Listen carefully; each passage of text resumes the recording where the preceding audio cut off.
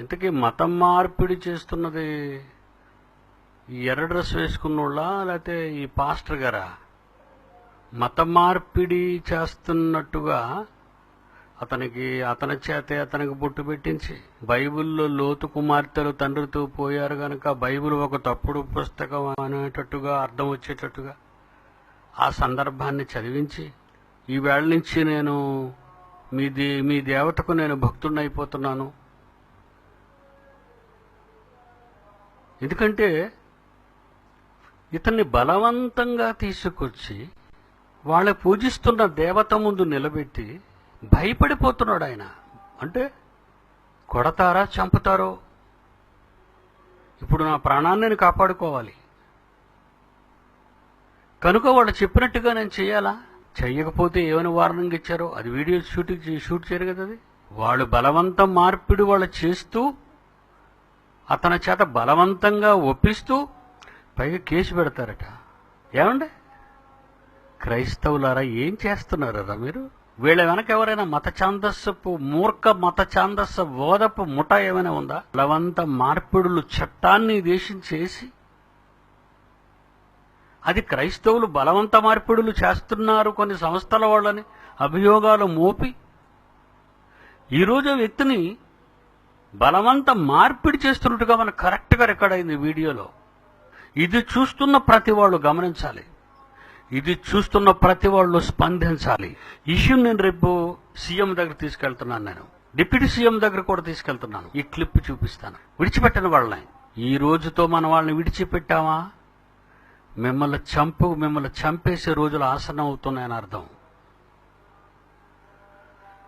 కొంతకాలం మీరు ఊపిరి పీల్చుకోవాలా, క్రైస్తవ్యాన్ని మేల్కొల్పాలని మీరు అనుకుంటే, సమాజానికి వాస్తవాలు ప్రకటించాలని మీరు తలస్తే క్రైస్తవులారా, అన్ని సంఘాలారా, అన్ని మత శాఖల్లో ఉన్నవారులారా, కాపరులారా, భక్తులారా, దైవజనులారా రండి. ఈ జరుగుతున్న దారుణాన్ని ఒకసారి మీ కళ్ళతో చూడండి. మిమ్మల్ని చేయడానికి మేము రాలేదు. మీ వాక్యం మీరు చదవండి, నేను వీడియో తీసుకుంటున్నాం అంతే. చదవండి. ఈ పవిత్రమైన గట్టిగా చెప్పండి. ఉపయోగవాక్యం కానీ చెప్పండి. లోతు సోయరులో నివసించడు గట్టిగా లోతు సోయరులో నివసించడు భయపడి తన ఇద్దరు కుమార్తెలు కూడా సోయరు నుండి పోయి ఆ పర్వతములో నివసించాను.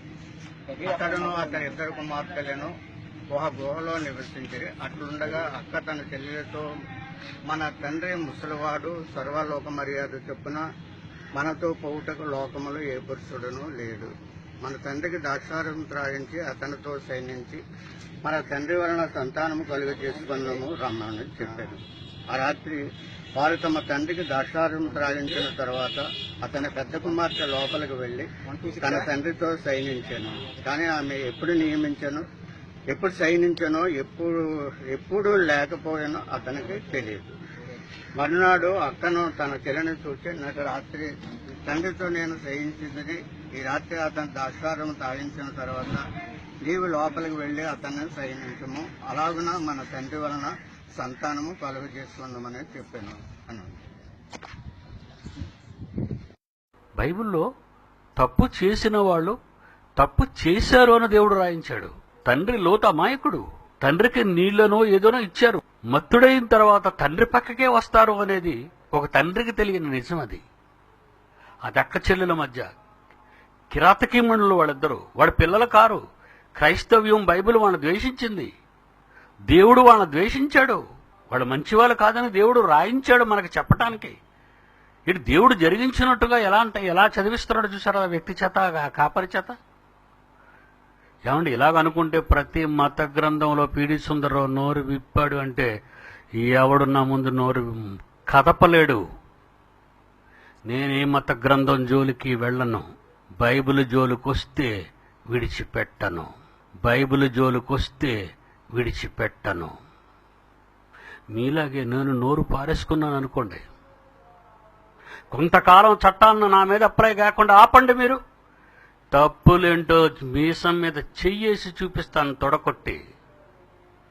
వద్దు, మనం ఉన్నది భారతదేశం, సమసమాజ స్థాపన కలిగిన దేశం, అందరూ ఒకరినొకరు ప్రేమించుకునే దేశం.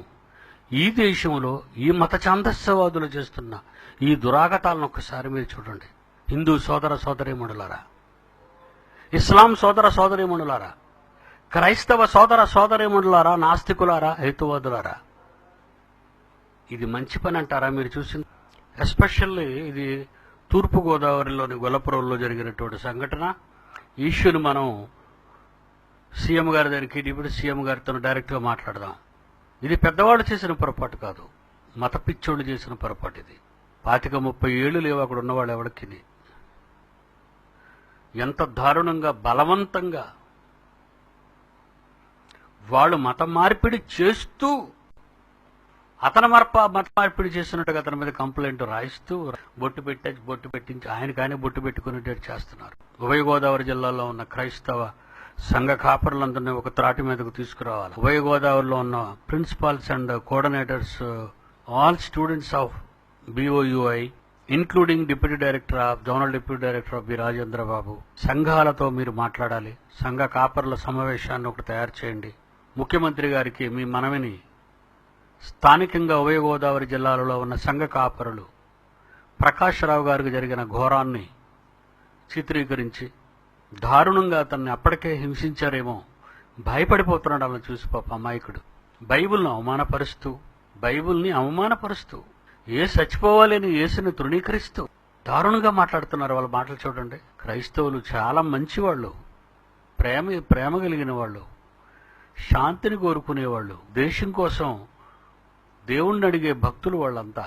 వీళ్ళు రేగకుండా రగలకుండా ఉండాలి అంటే చట్టానికి వీళ్ళని అప్పగించక తప్పదు. ఒక్కసారి మనం చేసి చూపిస్తే వాళ్ళనే ఎవరి దేవుళ్లను వాళ్ళు పూజించుకుంటారు, ఎవరి మత విశ్వాసాలను వాళ్ళు నమ్ముకుంటూ పోతారు. అంతేగాని వేరొక దేవుని విమర్శించినా, వేరొకరి మనోభావాలను దెబ్బతీసినా ఈ చట్టం, ఈ రాజ్యాంగం ఊరుకోదనే సంగతి తెలుసు కూడా ఈ మత ఛందస్సువాదులంత క్రూరంగా ప్రవర్తించటానికి మరొకసారి అవకాశం ఇవ్వకుండా ఉండాలని ఉభయ గోదావరి జిల్లాలో ఉన్న సంఘ కాపురులందరికీ తెలియజేసుకుంటూ, all India true Christian council తరఫున, Bible open city India international తరఫున, దళిత హక్కుల దండోరా ఇంటర్నేషనల్ వారి తరఫున, all India true advocates association తరఫున మనం పోరాటాన్ని ప్రారంభించాలి. మర్చిపోకండి, వీళ్ళని మనం విడిచిపెట్టకూడదు. వాళ్ళకి దేవుని మీద భక్తి ఉంటే వాళ్ళ దేవుని మీద కుమ్మరించమనండి. కాదనొద్దు, మనం కాదనలేము, అడ్డకూడదు మనం. మీరు వెంటనే దీన్ని షేర్ చేయండి. ప్రతి క్రిస్టియన్ ఆర్గనైజేషన్కి షేర్ చేయండి. క్రైస్తవ సంఘాలకు, క్రైస్తవ సంఘ కాపరులకు, ఆర్గనైజేషన్స్కు, సంస్థలకు దీన్ని షేర్ చేయండి. చూపించండి వాళ్ళందరికీ. చూడాలి ఈ ప్రపంచంలో ఎవరు ఊరుకున్న పిడి సుందర్రావు